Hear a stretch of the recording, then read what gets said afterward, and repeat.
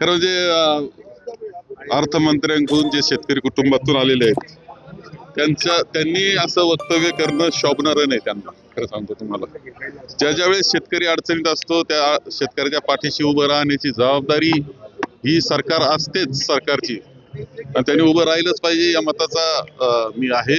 आणि असं वक्तव्य कसं करू शकतात? काय काय फुकट द्यायचं म्हणजे? मतं तर फुकट कशी दिले?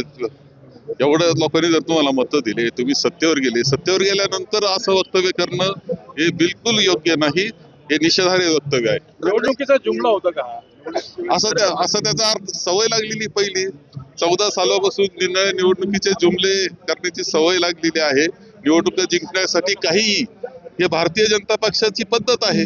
माझ्या मित्र पक्षाने ती स्वीकारलेली दिसते आहे, आणि म्हणून असे निवडणुकीचे जुमले आता चालणार नाही. शेतकरी माफ करणार नाही. आज आघाडीमध्ये बऱ्याच ठिकाणी आउटगोईंग सुरू असल्याचं दिसतंय. इथे भांगरेंनी साथ सोडली, तिकडे नाशिकमध्ये देखील अनेक ठिकाणी नाही होत असत ना, तसं होत असेल. लोकांना संधी अनेक ठिकाणी आता दिसत आहेत, अनेक जागा आहेत की जाता येतंय. परंतु एक दुसरी गोष्ट लक्षात ठेवली पाहिजे, असं ज्यावेळेस घडतं त्यावेळेस नवीन रक्ताला वाव देण्याची संधी असते, नवं नेतृत्व तयार होत असतं.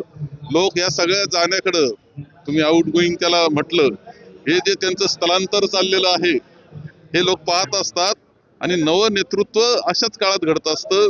नवीन मुलं पुढे येत असतात, आणि ते नवं राजकारण नव्या पद्धतीनं सुरू करण्याची संधी असते.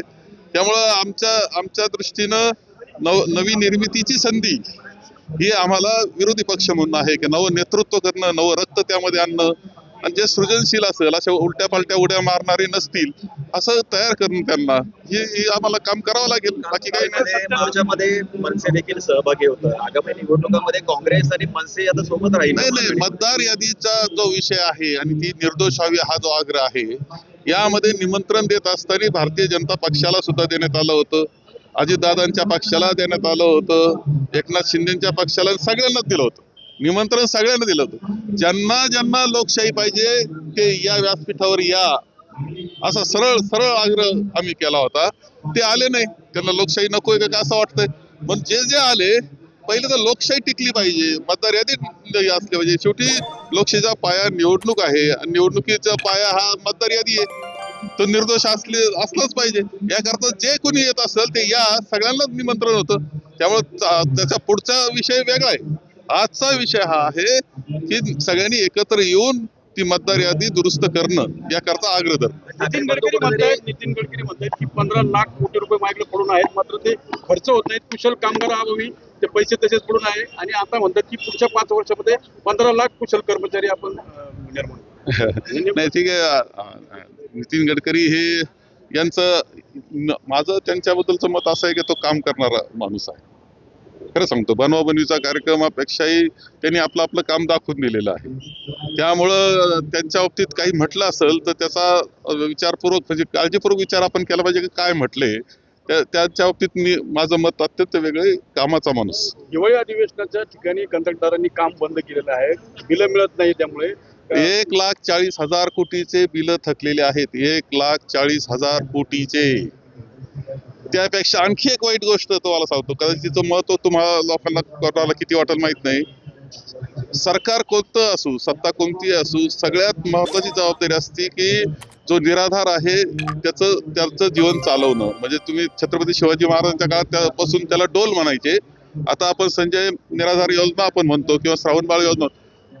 वर्ष झालं तिचे पैसे नाही येत. त्या निराधारांना त्यांचं महिना जो काढायचा असतो त्याच्या काय जे मिळतात 1,000-1,200 रुपये त्याच्यावर काढायचा असतो. ते ज्या राज्यामध्ये ते जात नाही निराधाराला पैसे, श्रावणबाळाच्या वृद्धांना पैसे, ते राज्य कुचकामी समजावं लागेल. त्या बाबतीत म्हणजे तो निष्काळजी राज्य आहे. फक्त सत्तेकरता त्यांनी काही करणारे असे आहेत जे निराधाराची काळजी घेऊ शकत नाही. याच्यापेक्षा वाईट काहीच असू शकत नाही. आगामी निवडणुकांमध्ये कुठेतरी ठाकरे बंधू एकत्र येण्याची चिन्ह दिसत आहेत, आणि मग अशा वेळी जर ते आघाडीत जर येणार असतील तर काँग्रेस सोबत राहील. नाही, एक गोष्ट लक्षात घ्या, आम्ही एकत्र आलोय कालच्या मतदार यादीपुरतं. पुढं काय घडणार आहे हे मी आज काही बोलू शकत नाही. त्या उच्चस्तरीय बाबतीत चर्चा होत असतात. सत्यजित तांबेंनी, तुमचे भाचे सत्यजित तांबेंनी फडणवीसांची भेट घेतल्याची चर्चा आहे, आणि कुठेतरी त्यांचा भाजप प्रवेश होईल असं देखील बोललं जातं. ते मला माहित नाही. आता तो स्वतंत्र आहे हे लक्षात घ्या. तो स्वतंत्र आहे, अपक्ष आहे, स्वतंत्र आहे तो. मुक्त आहे त्याचा हे.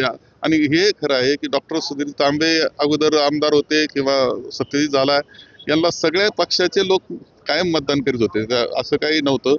आणि त्यामुळं त्याच्या बाबतीत काय निर्णय घ्यायचा तो आता स्वतंत्र आहे, असं काही तो व्यक्ती बांधलेला नाही. म्हणजे त्यांनी निर्णय घेतला त्याला काय आमचं काय आम्ही म्हणू शकत नाही काही. जो अपक्ष आहे आणि जो आता सज्ञान झालेला आहे त्याच्या बाबतीत काय बोलायचं.